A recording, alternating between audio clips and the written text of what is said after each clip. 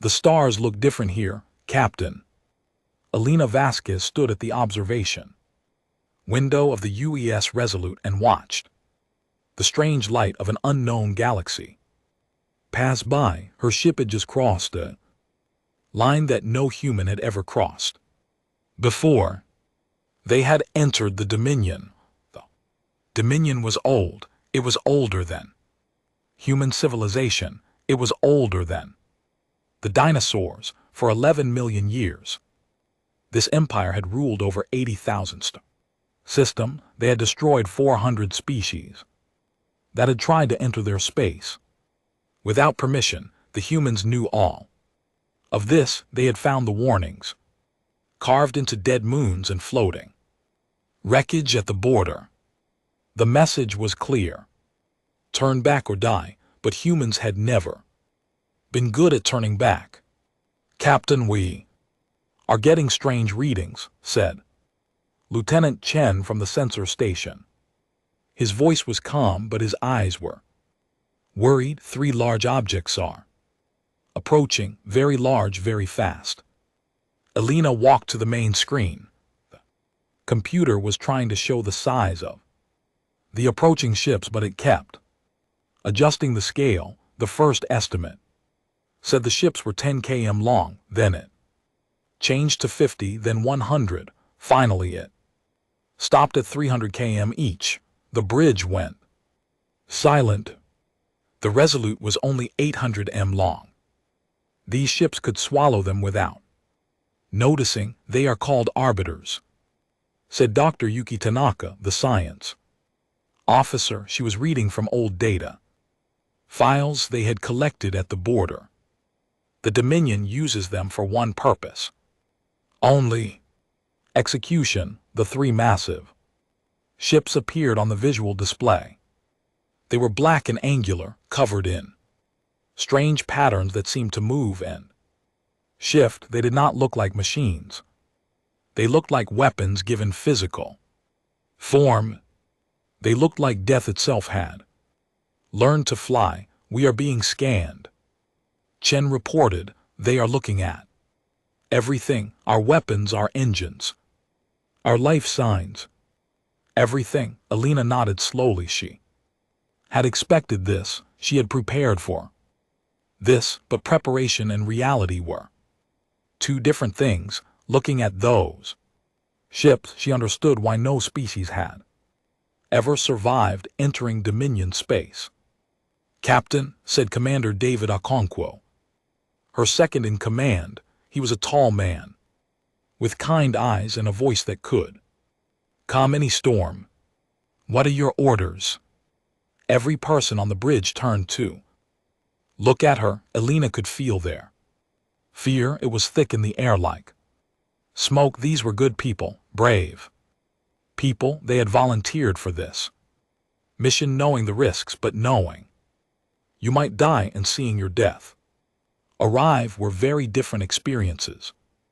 Elena took a slow breath. She thought about Earth. She thought about the billions of humans who were waiting to hear what existed beyond the known stars. She thought about her daughter, who was 12 years old and wanted to be an explorer just like her mother. Then she made her decision: maintain course.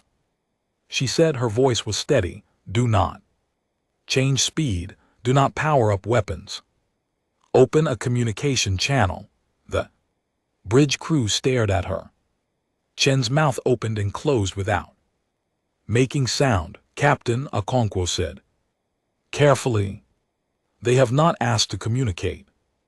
They are here to destroy us, maybe. Elena agreed. But they have not destroyed us yet.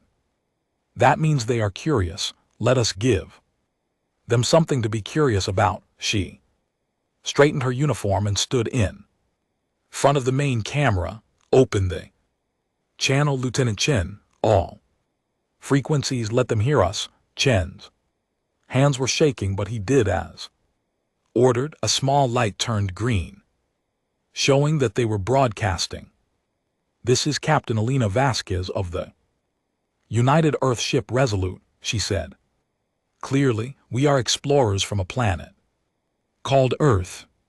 We have come in peace to meet our neighbors among the stars.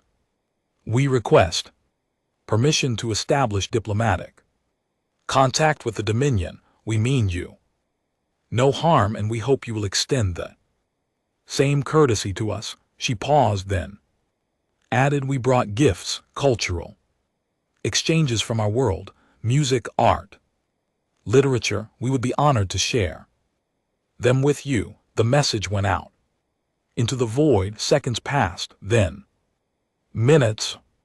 The arbiter ships held their position, surrounding the tiny human vessel like wolves around a rabbit.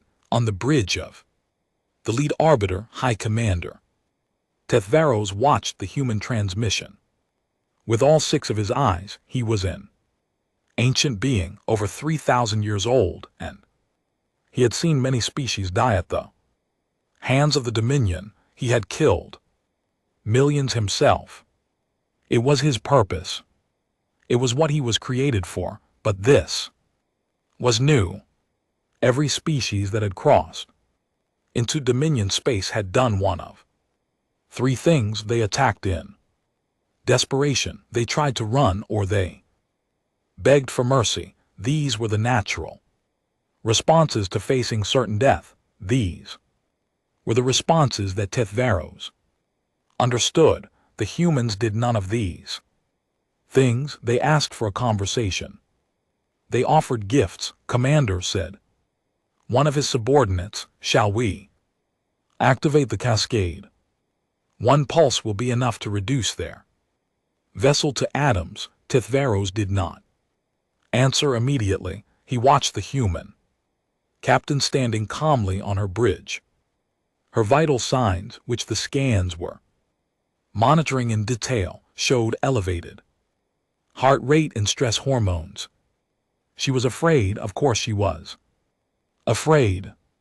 Any rational being would be afraid. But she was not acting on that fear. She was controlling it, using it, functioning despite it. No, Tethvaros said. Finally, not yet. Inform the tribunal. Tell them we have encountered something unusual. His subordinate made a sound of surprise. Commander, we have standing orders to eliminate all intruders. I am aware of our orders. Tethvaros replied, I am also aware that the tribunal values information above all else, and these creatures are information. They are a puzzle. The tribunal will want to solve it before we destroy them. He turned back to the image of the human captain. She was still standing there, waiting patiently for a response, not running, not crying, just waiting. Besides, Tethvaros added quietly, I find myself curious as well. What kind of species walks into certain death and asks to make friends? The message was sent to the Tribunal of Ashes. Within hours, a response came back. The humans were not to be destroyed, not yet. They were to be brought to the throne ring of Caliph. Prime for judgment. The Resolute received a simple transmission, coordinates, and a command to follow. Captain Vasquez acknowledged the message with a simple thank you that confused the Dominion translators for several minutes as the small human ship followed the massive arbiters deeper into Dominion space. Alina allowed herself a small smile. They were still alive. That was more than anyone had expected. It was a beginning. The journey to Caliph Prime took 7 days. During that time, the crew of the Resolute watched wonders pass by their windows. They saw planets made entirely of crystal. They saw stars that burned in colors humans had no names for. They saw structures so large that they made the arbiter ships look like toys. The Dominion was vast beyond imagination, and it was old. Everything they passed had existed for millions of years before. Humans had learned to walk upright. Captain Vasquez used the time to prepare. Her crew, they did not know what waited. For them at their destination, they only knew that they would be judged, and if the Dominion did not like what it saw, they would die. Remember why we came here, Alina told them during their final briefing. We came to make contact, we came to learn. We came to show the galaxy that humanity is ready to join the larger universe. Whatever happens next, we will face it with dignity, we will face it together. Her crew nodded. They were scared. She could see it in their eyes. But they trusted her. That trust was precious, and she would not waste it. The throne ring of Caliph Prime appeared on their sensors 3 hours before they arrived. At first the computer thought there was an error. The structure was too big. It could not be real, but it was real. The throne ring was an artificial structure built around a dead star. It was a ring of metal and crystal that stretched across millions of kilometers. Billions of beings lived on its surface. It was the heart of the Dominion, the center of their power and the seat of the Tribunal of Ashes. The Resolute was guided to a docking port that was larger than most Earth cities. The crew was told to exit their ship and follow a path marked by floating lights. They walked for nearly an hour through empty corridors before they reached their destination. The Chamber of Judgment was carved from the compressed core of a dead star. The walls were made of matter so dense that a single spoonful would weigh more than a mountain. The room was dark, lit only by the soft glow of 12 figures that floated in a circle around a central platform. These were the Archons, the rulers of the Dominion, the beings who had guided their empire for 11 million years. They were not physical creatures. They were made of energy and light, their forms constantly shifting and changing. They had no faces, no bodies in the human sense, but they had presence. Standing near them felt like standing next to a thunderstorm. The air itself seemed heavy with their power. The Prime Archon, the largest of the 12, spoke first. Its voice did not come from any single point. It came from everywhere at once, vibrating through the walls and floor and the bones of every human present. You are the intruders, it said. You are the ones who crossed our sacred borders without permission. You stand before the Tribunal of Ashes to explain your actions. Speak now or be silent forever. Captain Vasquez stepped forward. Her crew stood behind her in a tight group. She could feel them trembling, but they held their ground. Thank you for receiving us, Alina said. Her voice sounded small. The vast chamber, but she did not let that stop her. We are humans from a planet called Earth. We have traveled a very long distance to be here. We know what you are, the Prime Archon replied. We have scanned your vessel. We have read your databases. We know your history, your biology, your technology. What we do not know is why you came here. Knowing that death awaited you, Alina considered her answer carefully. The truth seemed like the best option. These beings had been reading lies for millions of years. They would recognize another one instantly. We came because we were curious, she said simply. For most of our history, we thought we were alone in the universe. Then we found evidence of other civilizations. We found your warnings at the border. We knew the risks, but we also knew that we could not keep living in ignorance. We had to know who else was out there. The Archons pulsed with light as they communicated among themselves. Their Conversation was too fast and too complex for human technology to translate. Curiosity, the prime archon said finally. The word sounded strained in its voice, as if it was tasting something unfamiliar. 417 species have violated our borders. All of them had reasons: conquest, escape, desperation, resources. None of them said curiosity. We are not like other species, Alina replied. We do not know how to stop asking questions. It is part of who we are. Another archon spoke, its voice higher and sharper than the prime's. You are small, your technology is primitive, your lifespans are brief.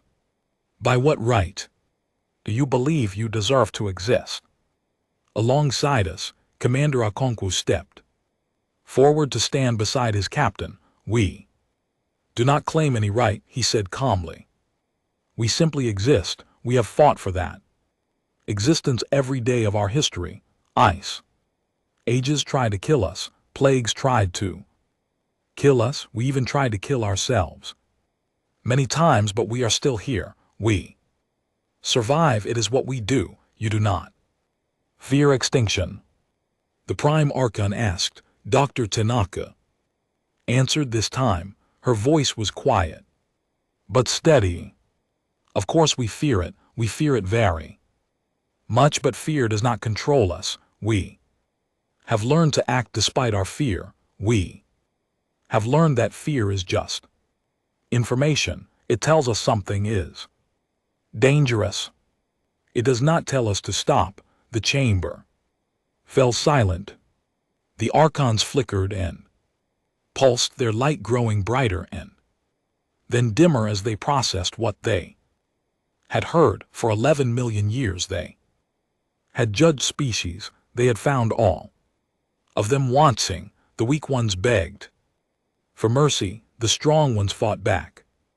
Both responses were understandable. Both responses were manageable, but these humans were different. They were clearly terrified. The archons could read their vital signs, their brain chemistry, their hormone levels. Every biological indicator showed extreme stress and fear, and yet they stood there calmly, answering questions, making conversation, as if they were guests at a dinner party, rather than prisoners awaiting execution. The prime archon made a decision. You will be tested, it announced.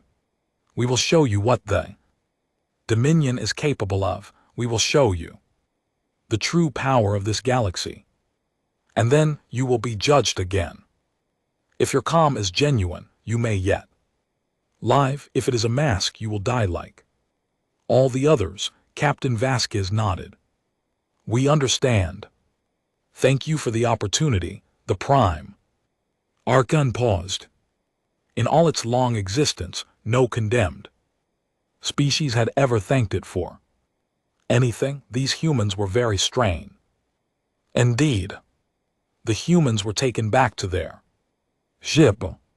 They were told to follow a new set of coordinates. They were not told what waited for them at the destination. The tribunal wanted their reaction to be genuine. They wanted to see what the humans would do when faced with true power. The journey took 2 days. Captain Vasquez used the time to check on her crew.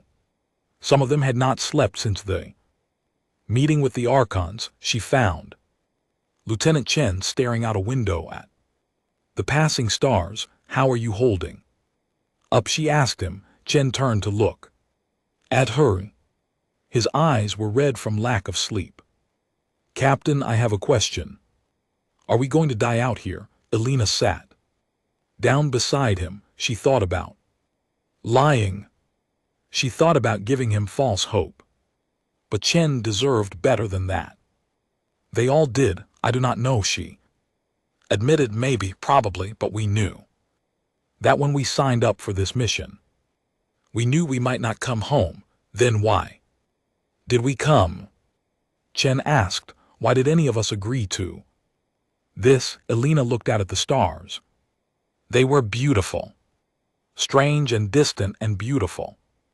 Because someone had to be first, she said. Someone had to take the risk. Someone had to open the door. If we die as explorers. We die trying to connect with something larger than ourselves. I can think of worse ways to go. Chen was quiet for a long moment, then he nodded slowly. I suppose you are right, Captain. And for what it is worth, I am glad I came. Whatever happens, I am glad I got to see all of this. Elena smiled and patted his shoulder. Get some sleep, Lieutenant. I have a feeling we will need to be alert for what comes next. The Resolute arrived at the designated coordinates the following morning. They found themselves in an empty star system. There was nothing remarkable about it. A medium-sized yellow star, 6 planets, 2 asteroid belts. It looked like thousands of other systems they had passed. Why are we here? Commander Okonkwo asked. Before anyone could answer, a massive structure appeared out of fold space. It was not a ship. It was something else entirely. Machine of impossible size and complexity, covered in symbols that hurt to look at directly. That is the cascade, Dr. Tanaka whispered. She had read about it in the ancient records. She had hoped those records were exaggerated. They were not. The cascade was the Dominion's ultimate weapon. It did not shoot missiles or lasers. It manipulated the fundamental forces of reality itself: gravity, electromagnetism, the strong and weak, nuclear forces. The cascade could bend them all to its will. A message came through on the communication system. It was the voice of the Prime Archon. Watch carefully, humans. Watch and understand what you have challenged by entering our space. This is the fury of the galaxy. This is what awaits those who defy the Dominion. The cascade activated. What happened next was almost impossible to describe. The star at the center of the system simply stopped being a star. One moment it was there, burning bright and hot. The next moment, it was collapsing inward, crushed by forces that should not have existed. Star became a black hole in less than 3 seconds. The planets followed. They did not fall into the black hole. That would have taken too long. Instead, they were simply torn apart, ripped to pieces by gravitational waves that spread out from the dying star. Mountains became dust. Oceans became vapor. Entire worlds were unmade in minutes.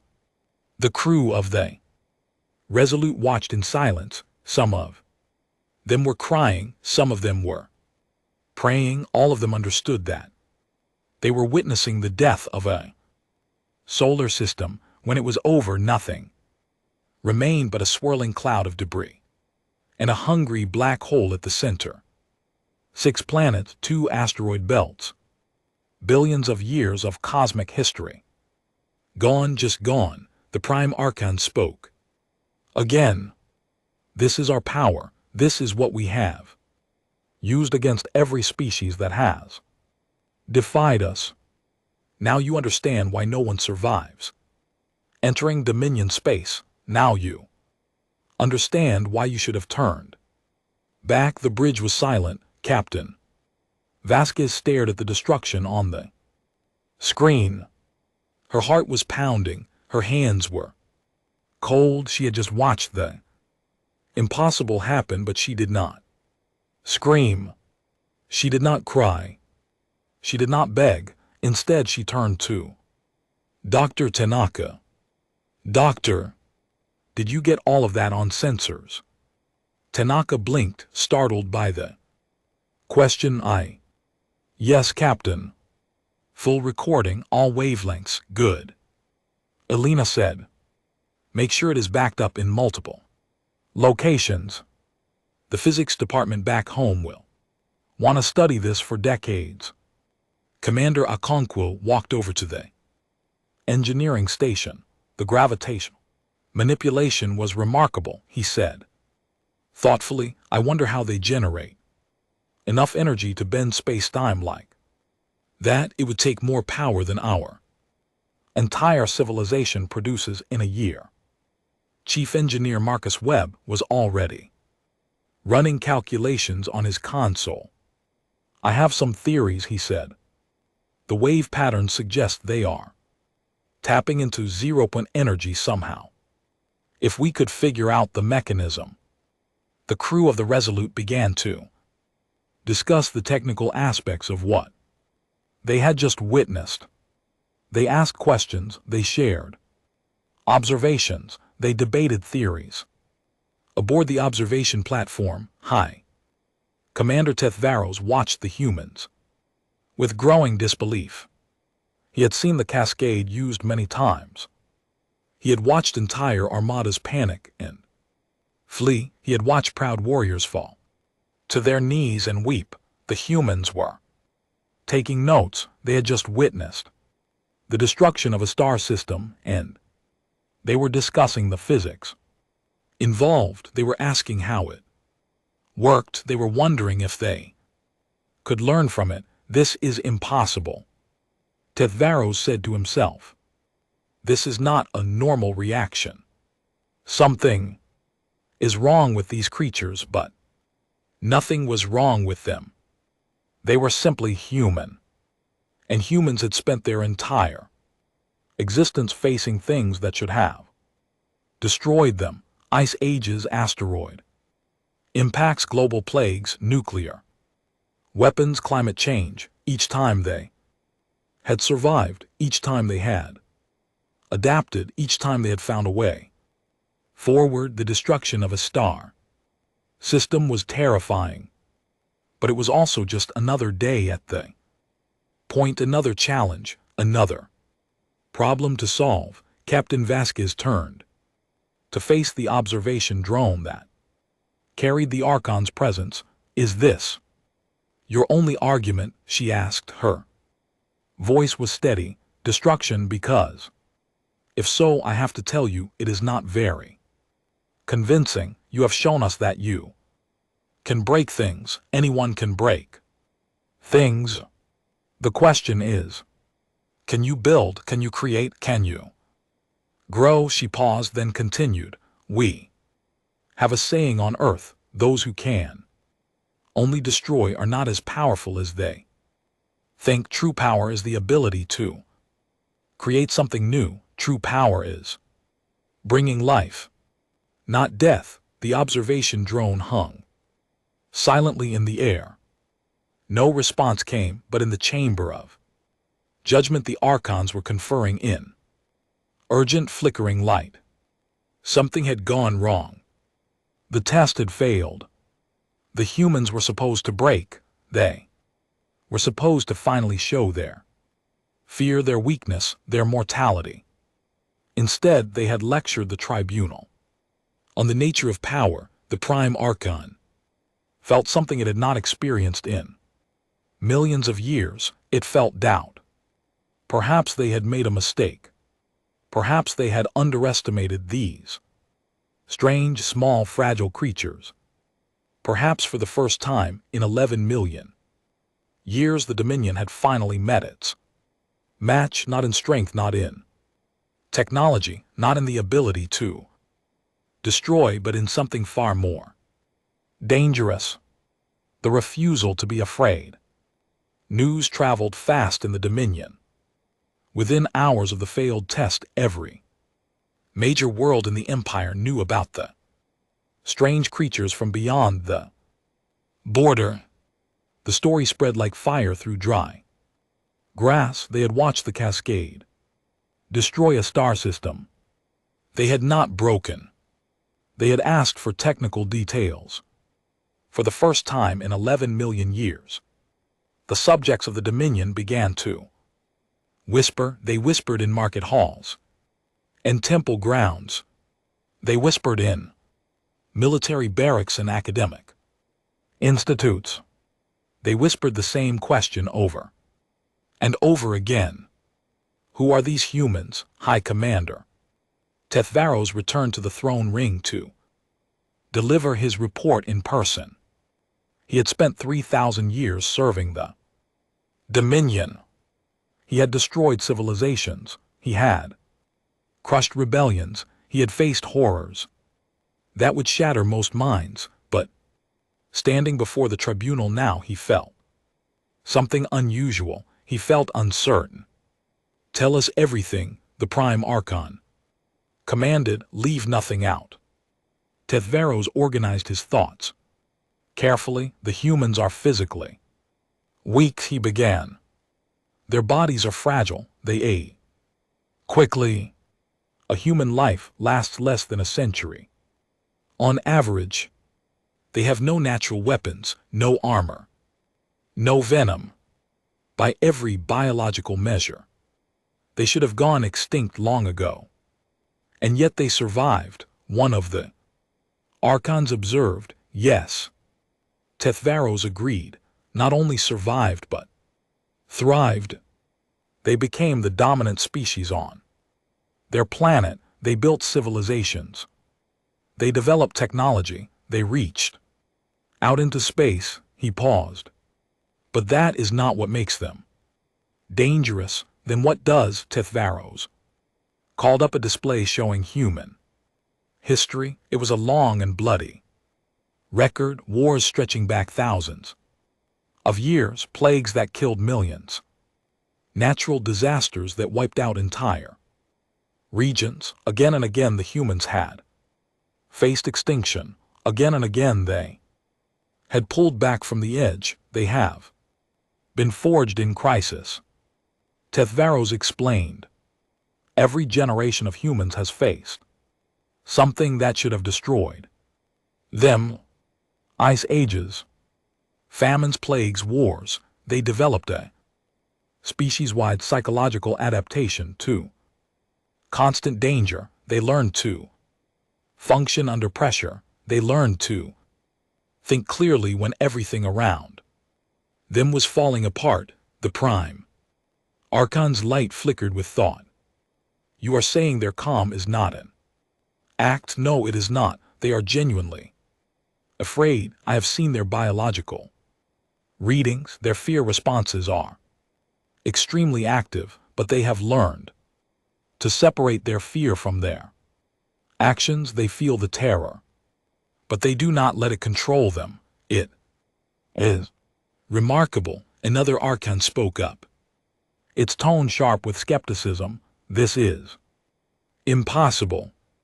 Fear exists for a reason. It is a survival mechanism. To ignore it is to court death. Humans do not ignore their fear. Tethvaros replied. They use it. They treat fear as information rather than instruction.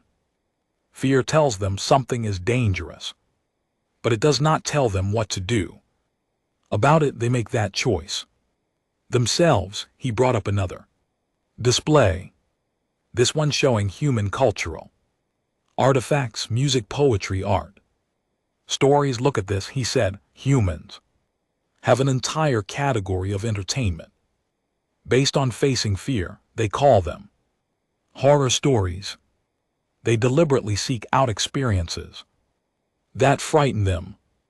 They find value in confronting their fears rather than avoiding them. Tribunal studied the examples in silence. Stories of monsters and ghosts, tales of disaster and survival, art depicting struggle and triumph and loss. They have been preparing for us their entire existence, Tethvaros said quietly. Every horror story, every disaster movie, every tale of alien invasion, they have spent thousands of years imagining exactly this scenario. Meeting a more powerful civilization, facing extinction, being utterly Outmatched, he looked up at the archons, his 6 eyes reflecting their flickering light. We thought the demonstration would break them. Instead, it confirmed their expectations. They always knew the universe was hostile. They always knew that something bigger and stronger might come along one day. They have been mentally preparing for this moment since the first human looked up at the stars and felt small. Prime Archon processed this information. For a long time, the other Archons waited in respectful silence. You are saying, the Prime Archon finally said, that we cannot intimidate them, that destruction and displays of power will have no effect. I am saying that those approaches will have limited effect. Tethvaros corrected. The humans will still die if we kill them. They are not immortal or invulnerable. But they will not beg, they will not break, they will face their deaths with the same calm they showed when watching the cascade. Then they are insane. An Archon suggested, no. They are experienced. Tethvaros paused, searching for the right words. Imagine a soldier who has fought in 100 battles. Such a soldier no longer panics at the sound of explosions. Such a soldier has learned to function despite fear, because fear has become normal. Fear has become background noise. He gestured at the display, showing human history. The humans are an entire species of such soldiers. Their whole existence has been a war for survival, what we call the fury of the galaxy they call normal life, what we consider ultimate destruction. They consider Tuesday. The tribunal fell silent again. This was unprecedented. In 11 million years, they had never encountered a species like this. Every other civilization had been broken by fear or force. Every other species had bowed to the obvious superiority of the dominion. The humans just asked questions and took notes. What do you recommend? The Prime Archon asked. Tethvaros considered his answer carefully. I recommend a change in approach. We have shown them destruction. It did not work. Perhaps we should try something different, such as understanding. Tethvaros said, the humans came here because they were curious. They wanted to learn about us. Perhaps we should learn about them in return. Study them, talk to them, find out what they know, what they believe, what they want. To what end? Tethvaros looked at the displays showing human art and music and stories. He had spent hours studying these works, trying to understand the species that created them, and slowly, despite himself, he had begun to admire them, because they might have something to teach us. He admitted, we have ruled this galaxy for 11 million years. We have grown powerful beyond measure, but we have also grown static, unchanging. Nothing challenges us, nothing pushes us to grow. He turned to face the tribunal directly. The humans are fragile and short-lived and weak, but they are also creative and adaptable and determined. They found a way to survive everything their universe threw at them. Perhaps that perspective has value. Perhaps we can learn something from a species that treats fear as a tool rather than a master. The Prime Archon's light pulsed slowly, thoughtfully. You suggest we spare them. I suggest we talk to them. Tethvaros replied. Really talk. Not as judges and prisoners, but as equals. See what they have to say. See what they have to offer. We can always destroy them later if we choose. But once they are dead, the opportunity is gone forever. The tribunal deliberated for 17 hours. They argued and debated and flickered with disagreement. Some wanted to destroy the humans immediately. Some wanted to study them in captivity. Some wanted to release them and see what they would do next. In the end, the Archon made the final decision. The humans would be summoned again. This time not for judgment, but for conversation. For the first time in 11 million years, the Dominion was ready to listen. Captain Vasquez was not surprised when the summons came. She had felt something change after the demonstration. The Dominion had expected them to break, and when they did not, everything had shifted. The air itself felt different. Now, the humans were brought back to the Chamber of Judgment, but this time there were no threats, no ultimatums. The 12 Archons floated in their circle, their light calmer and steadier than before. The Prime Archon spoke first. We have been observing your species for many days now. We have studied your history, your culture, your achievements. We have debated your fate for longer than any other species in our records. Elena stood quietly waiting. You are strange creatures, the Prime Archon continued. By every measure we used to evaluate civilization, you should not exist. You are too weak, too fragile, too short-lived, and yet here you stand in the heart of the greatest empire the galaxy has ever known. As if you belong here. We have always believed that we belong wherever we choose to stand. Elena replied. It is perhaps our greatest flaw and our greatest strength. Yes.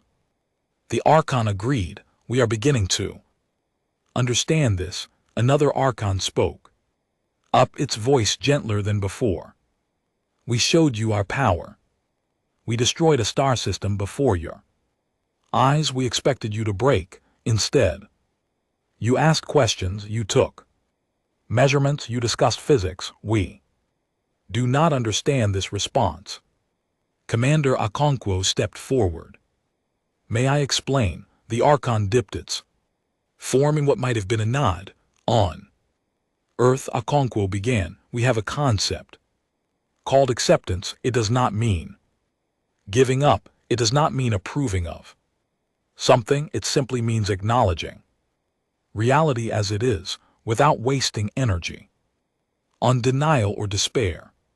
He paused, gathering his thoughts. When we saw the cascade destroy that star system, we accepted that it was happening. We accepted that you had the power to do the same to us. We accepted that we might die, and once we accepted those things, we were free to respond rationally, to observe, to learn, to think about what it meant. You were not paralyzed by fear. The Archon observed. No, fear is just one voice among many. We have learned to listen to other voices as well. Curiosity, wonder, the desire to understand. Those voices are just as loud in us as fear, sometimes louder. The Prime Archon's light flickered thoughtfully. This is a remarkable adaptation. We have never seen it before. Captain Vasquez spoke again. We have a gift for you, something we would like to share. She signaled to Dr. Tanaka, who transmitted a data package to the tribunal systems. It was enormous, containing millions of files. This is our history, Elena explained. Everything we have been, everything we have done, the good and the bad, the triumphs and the tragedies, the times we nearly destroyed ourselves, and the times we saved each other. The Archons began processing the data. Images and sounds and words flooded through their collective consciousness. Wars and peace treaties, genocides and humanitarian efforts, scientific breakthroughs and catastrophic mistakes. Art created in the darkest times, music written in the worst prisons, poetry composed on battlefields. The Prime Archon studied the records for 17 hours straight, absorbing everything. When it finally spoke again, its voice was different, softer, almost reverent. "You have suffered greatly," it said. "Yes," Alina agreed. "You have caused great suffering as well." "Yes, we have, and yet you continue. You learned, you grow. You reach out to the stars even knowing what might wait for you there." Alina nodded. "We believe that the universe is worth exploring, even if it is dangerous. We believe that connection is worth seeking, even if it is painful. We believe that tomorrow might be better than today, even when all evidence suggests otherwise." She stepped closer to the floating archons. "You asked why we are calm. This is why. We have already lived through the worst of ourselves. We have seen what we are capable of when we give in to fear and hatred. The galaxy's fury is terrifying. Yes, but it is honest. It is just physics, just power. What we have done to each other was a choice that is harder to face than any weapon you could show us." The chamber was silent for a long time. The archons communicated among themselves in flickering patterns of light, their debate invisible to human eyes. Finally, the Prime Archon spoke. "You are not fearless, we understand this. Now you are something far more dangerous. You are experienced, you have been broken and healed so many times that breaking no longer stops you. You have looked into the darkest parts of your own nature and survived. What can we show you that you have not already shown yourselves?" It paused, and when it spoke again, there was something almost like respect in its voice. "The tribunal has made its decision. You will not be destroyed. You will not be imprisoned. You will be granted provisional contact status, the first species ever to receive this designation without war or submission." Alina felt her heart skip a beat. She had hoped for this outcome, but she had not truly believed it was possible. "You may return to your people," the Prime Archon continued. "You may tell them what you have seen. You may establish communication with the Dominion through official channels. We will send ambassadors to learn more about your civilization. And you may send ambassadors to learn about ours." "Why?" Alina asked. "Why this change?" The Prime Archon's light pulsed slowly. "Because we are old. We have ruled this galaxy for 11 million years. We have forgotten what it means to struggle. We have forgotten what it means to survive against the odds. We have forgotten what it means to be afraid and to keep going. Anyway," its light brightened. "You remember. Your entire species remembers. Perhaps you can remind us." The humans were escorted back to the Resolute. As they walked through the vast corridors of the throne ring, High Commander Tethvaros fell into step beside Captain Vasquez. "You have done something remarkable," he said. "No other species has ever walked out of that chamber alive, let alone with an invitation to return." Alina smiled slightly. "We were lucky, and I think we were underestimated, perhaps." Tethvaros agreed. "But I think there was something more. Your people have a quality that we lack. You call it resilience. We call it stubbornness. Whatever its name, it is powerful." They reached the docking bay where the Resolute waited. It looked so small compared to everything else in this place. A tiny ship from a tiny species at the edge of the galaxy, but it was going home as the crew boarded. Commander Okonkwo turned to Elena. What do you think happens now, Captain?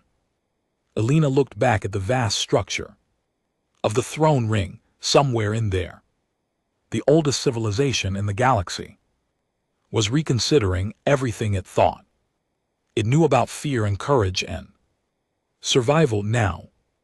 She said, now they are afraid of us. Not of our weapons or our strength, but of our ideas, of our resilience, of our refusal to stay broken. She smiled as the ship's engines hummed to life. And maybe, just maybe, that means they will finally want to talk, really talk as equals. The Resolute departed the throne ring and set course for home. Behind them, the Dominion watched and wondered. For 11 million years they had believed that power came from the ability to destroy. The humans had shown them another kind of power entirely. The power to endure, the power to adapt, the power to face the fury of the galaxy and respond with curiosity instead of despair. It was a small beginning. A single ship and a handful of humans against an empire of 80,000 stars. But every great change starts small, and humanity was very, very patient. They had all the time in the universe. They had learned long ago that survival was not about winning the first battle. It was about still being there when the last battle was over. The Dominion would learn this lesson too. In time, the humans would make sure of it.